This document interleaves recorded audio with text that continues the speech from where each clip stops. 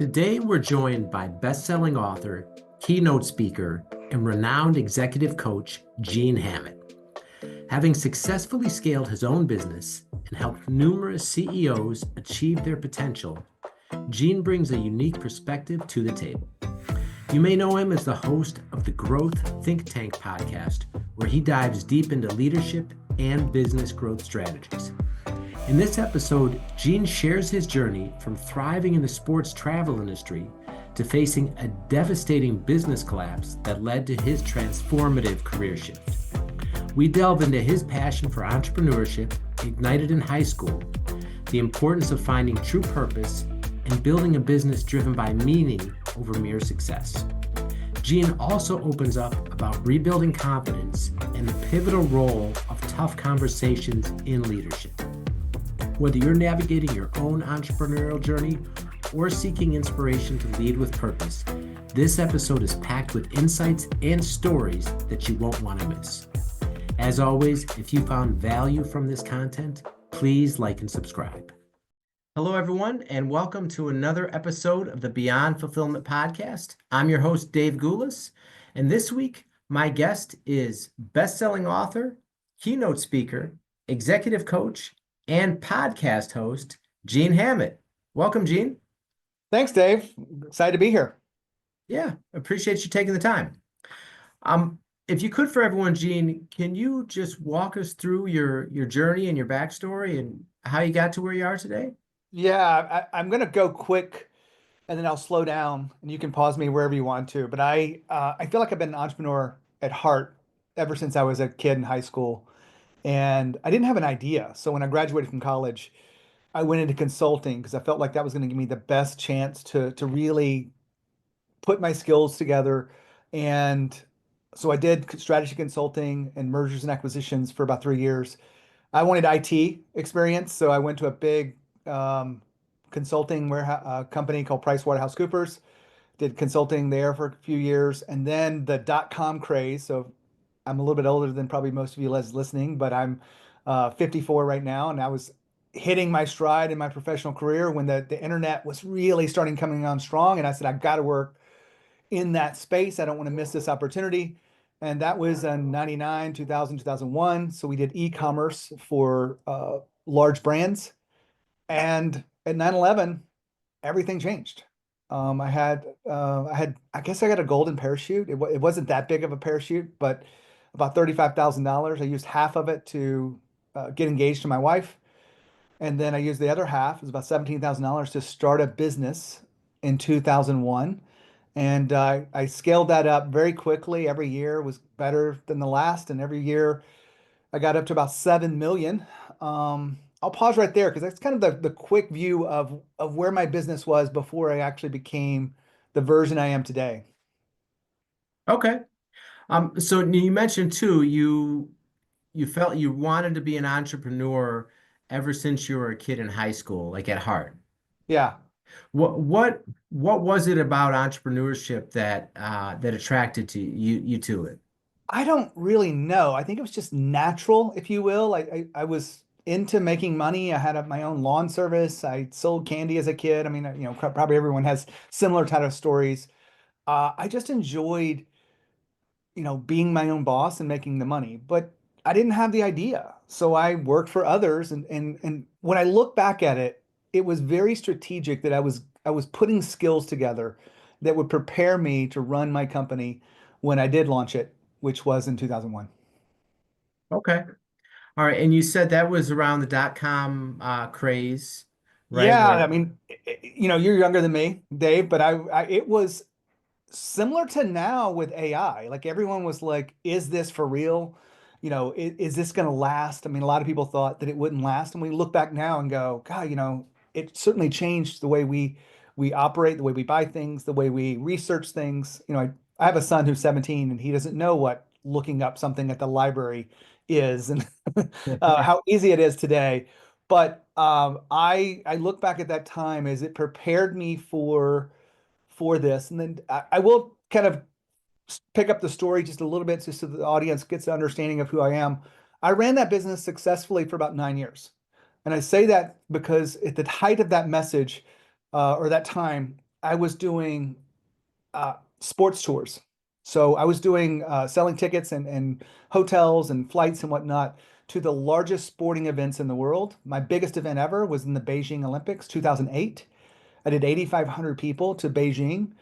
I'm not going to say we didn't have any problems, but it was a very successful event. I made over $1 million in profit in about 6 weeks, and it was an incredible ride that I was getting burned out on a little bit, but I was so good at it and had created such a lifestyle business that I wasn't sure I'd ever quit, even though I didn't like what I was doing. I was just making good money and I was traveling the world, and who doesn't want to do that?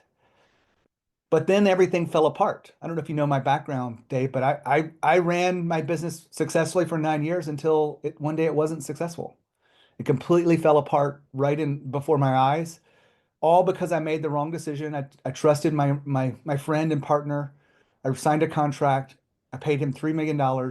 I expected inventory for that for the Vancouver Olympics. That was 2010, and he was not able to deliver. Um, in fact, that it wasn't just not able to. It was a malicious attack on me and my business and my money.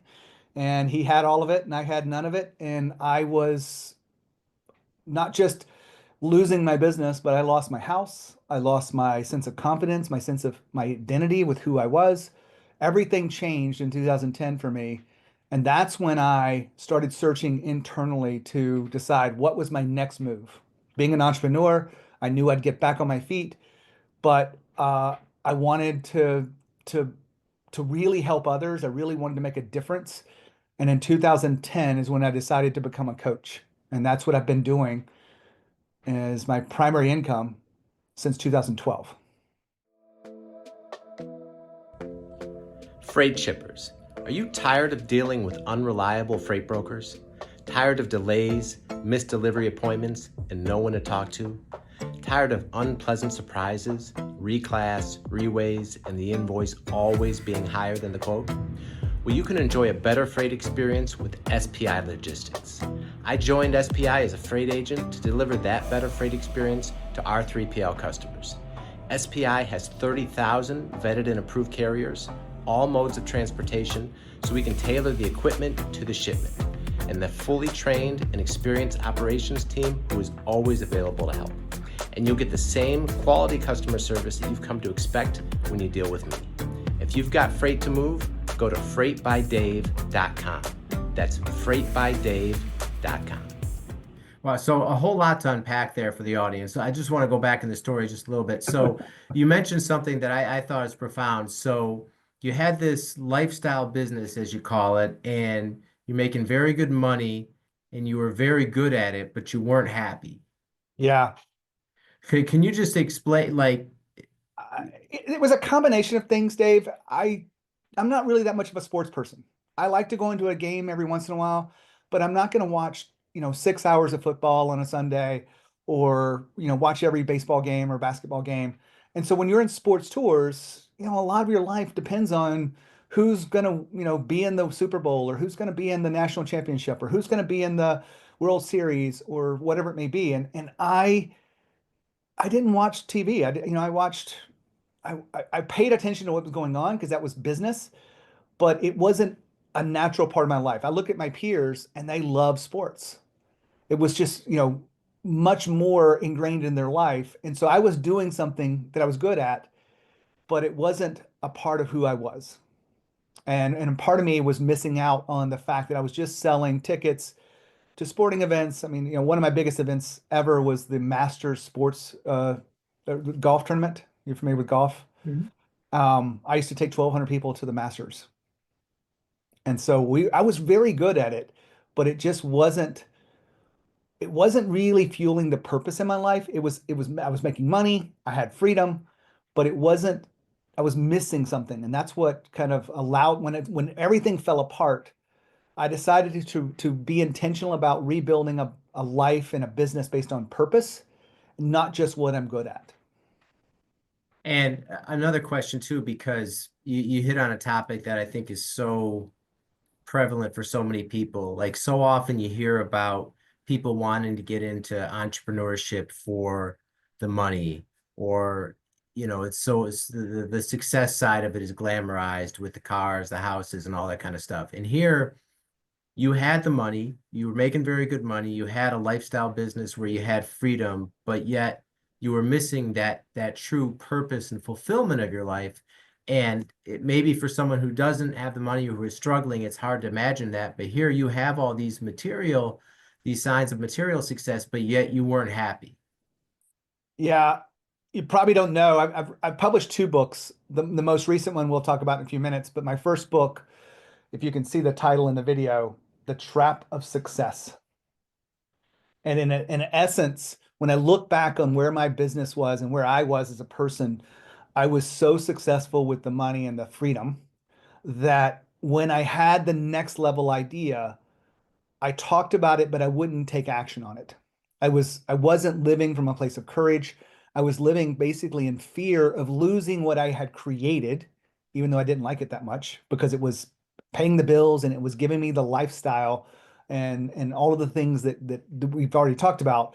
But when I look back at it, I wasn't evolving, and that was part of my downside into the business fell apart, yes, by some other, you know, source, whatnot, but I trusted him way too much. I'm not going to blame him for what happened, even though it was very malicious and he's doing 17 to life right now, or 17 and a half years in prison. Um, all that said, I really, I look back that is the worst thing that ever happened to me, but it's also the best because it woke me up. It woke me up to living a life that's more aligned with who I am, my identity, the purpose, making a difference in the world, because I love what I do right now. I love the clients I have. I love seeing them win, seeing them grow their businesses. Most of my clients they're not small, but they're not huge corporations.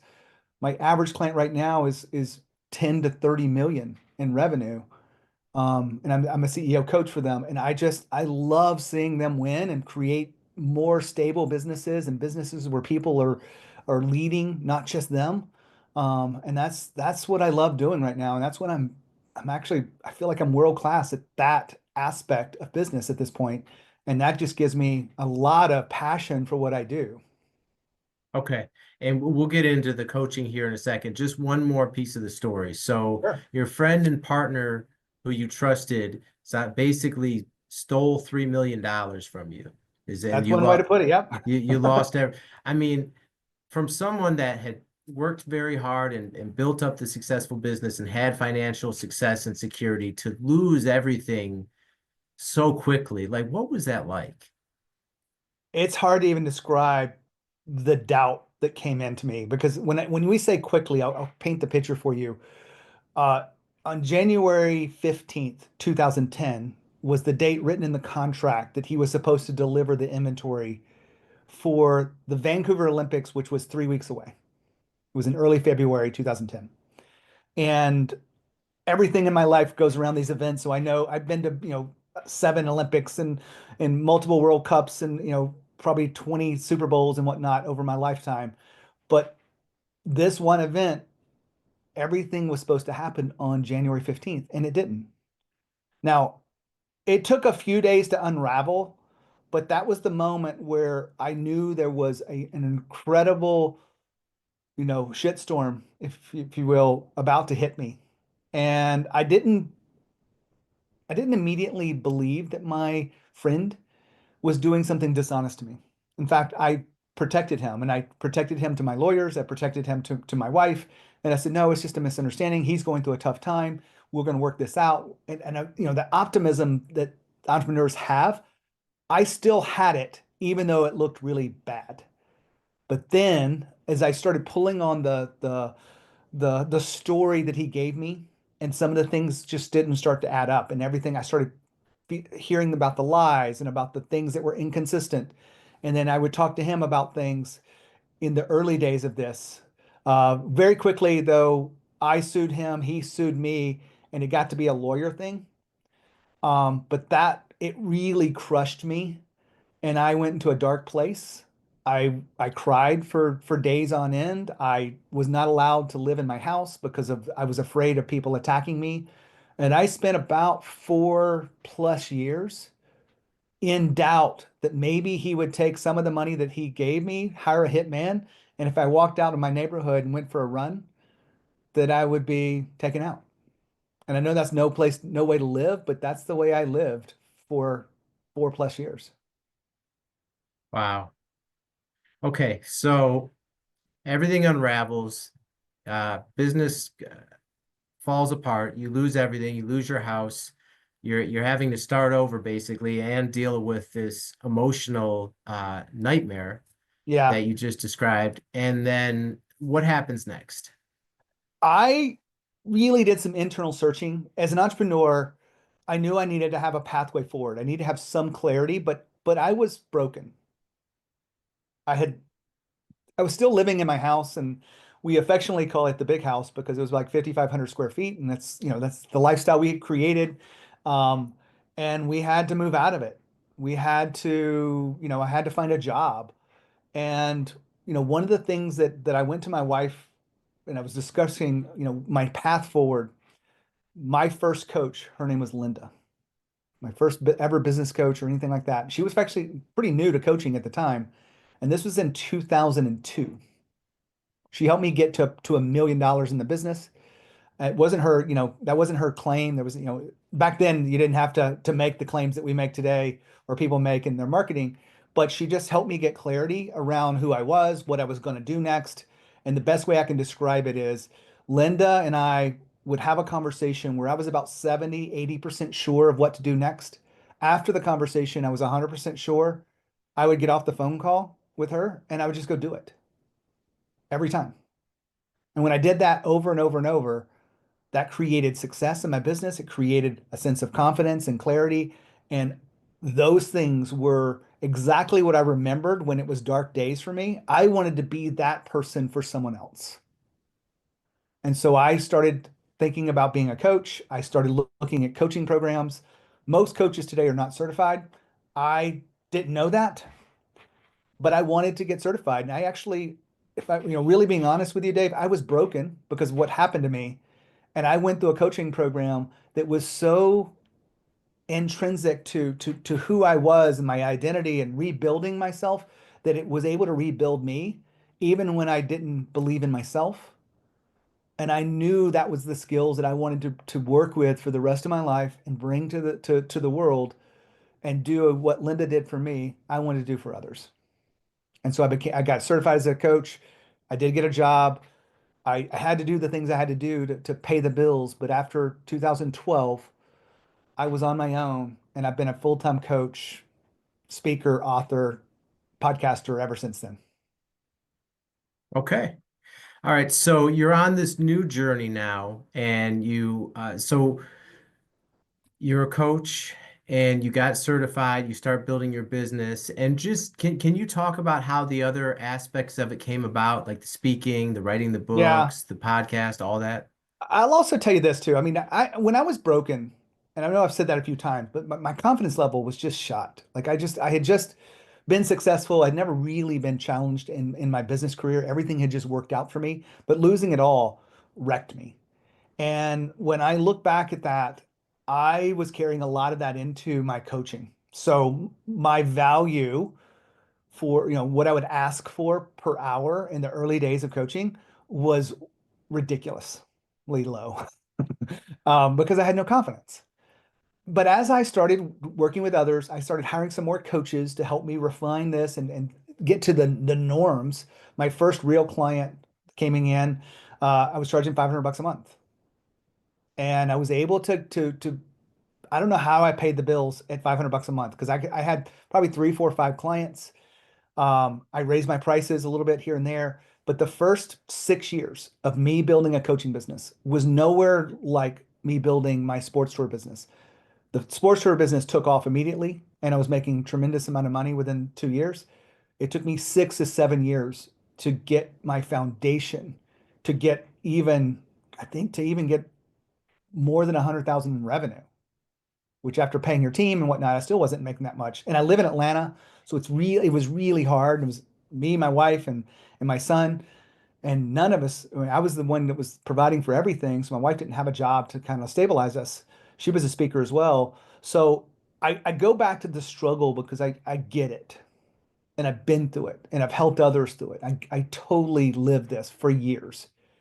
But as I started running my business, the one thing that worked for me was when I would give small speeches for free, small networking events, could be a chamber of commerce, it could be a user group of some sort.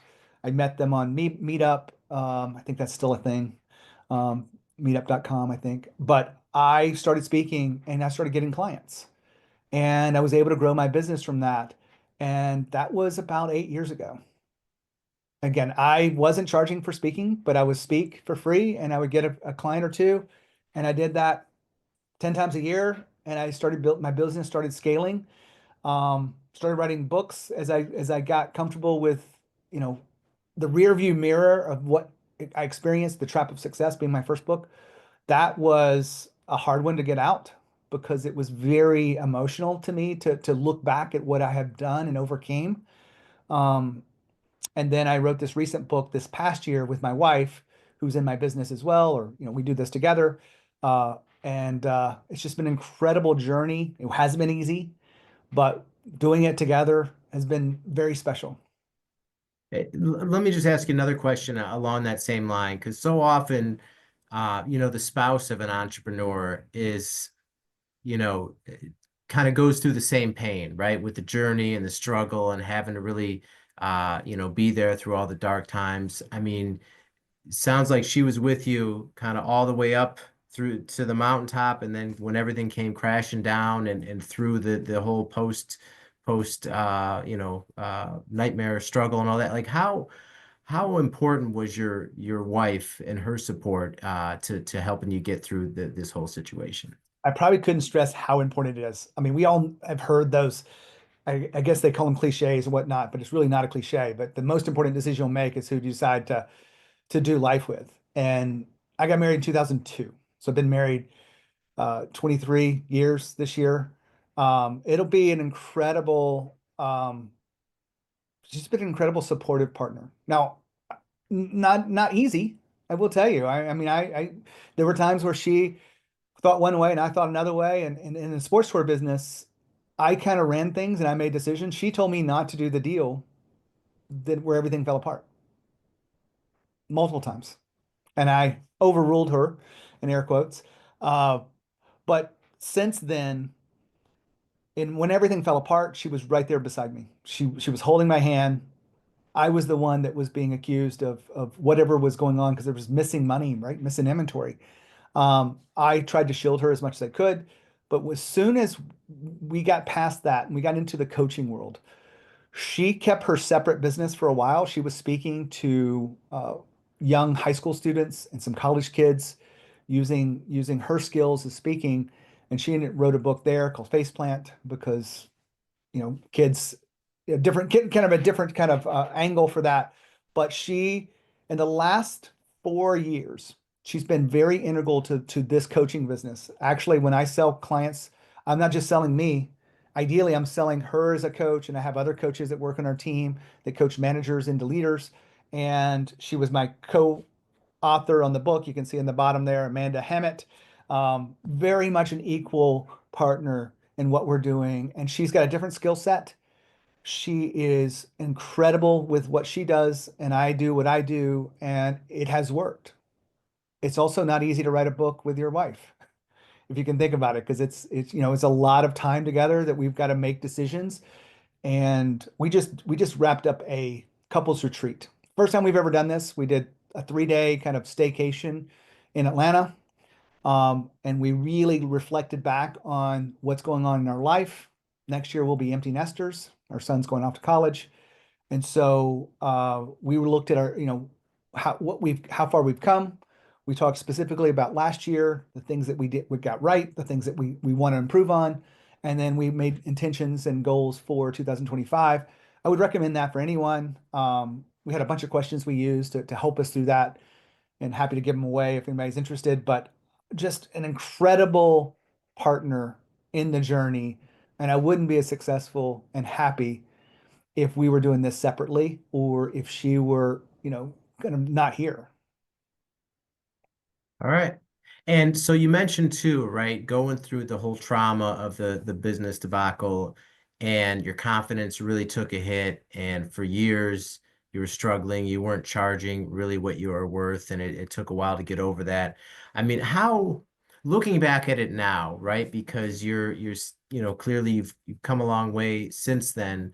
Like, how important do you think that was in terms of building your character to really sustain success in coaching long term? I think in any entrepreneurial business, there's two things that are absolutely required. You've got to have courage and confidence. The courage to make the tough decisions. Like I jumped in both feet with the sports tour business. I continue to invest in the business, I invested in myself as a coaching. I really jumped in and had courage to do that. And a lot of that gave me confidence to move forward. Now, when I lost everything, I had to rebuild it. And it took time for me to do that. My coaches helped me, my wife helped me. Just getting some repetition with my clients and their successes all help build the confidence. But if you don't understand how confidence plays into your business, then you're probably playing safe, because it takes a lot of trust in yourself to charge more money, to make bigger, bolder offers, to work with bigger clients that have got different kind of problems. Not every one of my clients is exactly the same. In fact, some people, I'll give you an example. I've never had a board. I've worked with I'm a serial entrepreneur. I've got lots of different businesses. I've never had a formal board, but I've had some of my CEOs that are running 20 and $30 million companies that have trouble with their board. And I get to coach in areas where I have no domain of expertise and experience. Now that's scary, but it took courage and it took confidence and just being able to listen and support them. And I think looking back at it, fantastic job helping each one of those clients navigate those challenges. And so when you're an entrepreneur, you've got to have courage and confidence. And it builds every year. Even when you think you've got enough, you look back and you go, I've grown just in this past year. I've been in business, I've been doing this coaching thing for 12 years. I've grown in this past year. I can see it, I can feel it. I know what it takes. I have my own coaches. I had two this past year, made huge investments in myself. And that's what I think it takes to really be successful in today's ever-changing world, and especially in terms of leadership, because most people I'm talking to, they're building businesses that are bigger than they've ever run before. And every time they hit new challenges, they doubt themselves. And having me to talk to actually helps them get clarity and confidence to move forward the way I described what Linda did for me. And so I'm living the dream that I set out to when I was trying to put my life back together.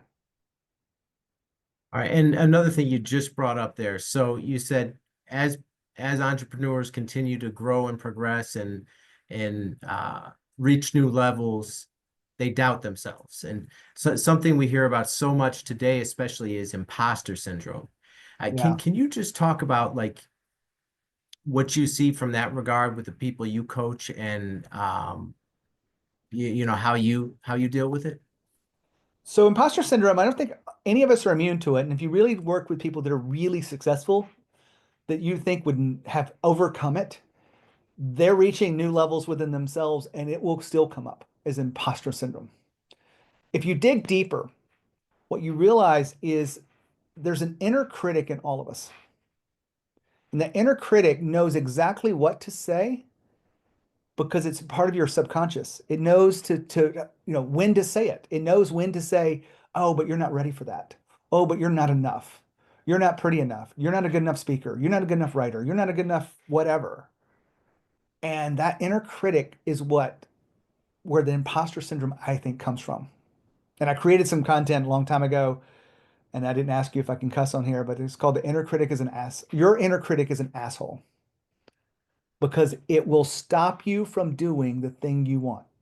Let's say you've got an investment that you want to do, your inner critic will go, you're not worth that. We all have an inner critic. It all has a little voice inside of us that says things that will stop us. And if I go back to my career, I talked about running my business. I had an idea, but I was trapped by my success. I was making so much money and so much freedom that I didn't move forward because my inner critic was saying, but if this doesn't work out, you're going to lose what you have. And it knew how to stop me, and it did, until I ended up losing it all and having to rebuild myself. And so now when I'm working with people, I listen to, sometimes it's the words they say. I'm listening to the patterns at which they have over time. I'm listening to the energy at which they have and the clarity. And I ask probing questions. This is what coaches do. And I've gotten really good. And I even have created tools that I can lean on that accelerate the success of someone that is trying to grow their business. Because all of us have that inner critic that stops us. But if we listen to it, you'll never have the kind of life and success you want. But if you know how to rise above it, you know how to really connect with trusting yourself, and you can do that through coaching, or you can do that through, some people can do it themselves. I'm not saying that everyone has to have a coach. I just know I perform much more efficiently and effectively when I have invested in myself, and I will move forward because I want to make sure there's an ROI there through my own coaching that I invest in. And so when I take on clients, I mean, that's what I'm looking for, people that are willing to be, that want to be really, execute at this higher level, not just that kind of want it, but are really committed and have conviction to growth themselves. All right. And let's talk about your new book, How to Have Tough Conversations. So what made you decide to write that book? The short story behind that is I thought I was going to write a book about values because it comes up quite a bit on the podcast interviews. I've done over 800 interviews with CEOs from the Inc. 5000, fastest growing privately held companies. And they talk about the importance of values. And so I've said that for a long time. But then I started diving into the work, and it's still an important work, but I ended up writing a book on how to turn managers into leaders. Because a lot of my clients would say, help, I need leaders now. I'm trying to hire leaders. How do I hire leaders? How do I develop leaders? And so I wrote a book, and I wanted a very short book. And so once I wrote this book with my wife, Amanda, um, I stepped back from it, and I was talking to my coach about it. And I said, finish the first draft, but I feel like it's too long. I feel like it's too rambly. It's really shallow on all of the different aspects of leadership. And my coach at the time said, which chapter do you feel like is most important for your work? I thought about it. He asked me a few more questions, and it became really clear. I think it was chapter 18, and it was about the tough conversations. Because the number one question I tend to ask in my coaching over the last 10 plus years has been, what's the missing conversation that you haven't had yet with that person? Because the CEO will get on here and rant about someone on their executive team, or maybe it's a director, maybe it's a VP, maybe it's just someone on the team that's not performing, not aligned, whatever it is. And I will listen to it because they don't have anybody to rant to. And then I will ask them as a redirection, what's the missing conversation that hasn't happened yet? And I've done this for years and years and years, but I didn't have a way to give them a tool. I think Radical Candor is an incredible book in this category. I think Crucial Conversations is another great book. But both of those books talk about the problem, but not real good at how to do the problem and how to solve it. And so when I step back from that, I end up writing a book with Amanda called How to Have Tough Conversations to address the people problems that are so prevalent in our business. If I joke around and say this, every business has people problems. If you have people, that are either not aligned, not showing up, not giving their all. I was surprised when I heard this. There's about 40% of the world that that just doesn't want to work, and they do the absolute bare minimum. And they're, it's beyond quiet quitting. They're just coasting by. And that's a missing conversation that hasn't happened yet, if anybody has that. Wow, 40%. It's more than 40% for some places. I But the people problems, if you step back, do you have people problems? I don't know what your team looks like. I'm not going to ask you to call out anyone in your teams, but I know that even within my team, who's small, and I love the people that are on my team, I have to scan through and go, all right, what's the missing conversation I haven't had with that person yet? And sometimes it's about just communication, or sometimes it's about quality, or sometimes it's about hitting their KPIs. And I know that that one question has unlocked an incredible conversation with my clients, and then they take action from those conversations. I do pride myself in 12 years of doing this. I have never told a client that you need to fire someone. Now, I've thought it. I have asked a lot of questions around that. Why you keep giving them chances? But I do feel like the playbook that's in this book, especially page 35, there's a four different phases of a tough conversation. And if you don't know what the phases are, then that's the first place I'd start with this book, is page 35, is just looking at the phases and realizing which one you gravitate to. Most people will say they don't do the first 2 or 3 phases. They just let things fester, let them get really bad, and they get into phase 4, which is exit. And if you're waiting for things to get better, they usually don't. But if you wait till phase 4, it's too far gone. You're ready just to say, I don't want to be in this relationship anymore, whatever it is. And we hopefully, you will see these tough conversations earlier. You will have them sooner. And if you follow the framework that we've laid out in the book, you will do them more effectively, and you will be seen as a better leader, because you giving feedback to an employee is absolutely critical for them to have a good experience at work, but also for them to provide the value that you know that they can, and for them to actually grow while they're with you. And so this book has changed everything for my clients in that perspective. All right. All right. And Gene, if people want to learn more about you, your work, your coaching programs, your books, what's the best way people can get in touch with you? I hate to give anyone a lot of things, but the best place is probably genehammett.com. I've been a speaker there. That's where I'm primarily put up information about speaking, but it connects to the podcast. It connects to the book. Um, the core business is Core Elevation. That's what I run with Amanda. And so either one of those work. And the book is it's available on Kindles and paperback and hardcover and Audible. So if you do want to be a better leader this year in 2025, and you're not as comfortable as you could be with tough conversations, I would say this is an incredible place for you to start. And a book is what, $10 or $15 or something like that. Incredible, tool for you to develop that skill of communication, specifically with tough conversations. So that's where I would go. All right. And we'll link all that in the show notes for everyone. All right. Well, Gene, thank you so much for taking the time to be here. We greatly appreciate you sharing your story and all the work that you've done for our listeners. We thank you so much. Dave, thanks for having me. And if there's anything I can do for anyone listening in, make sure you reach out. I'm happy to give as much as I can, give away tools, give away anything I've mentioned. I'll give away for free. My clients pay me enough where I can give away nearly everything in my business. All right. And that's all the time we have for now. We will see you next time.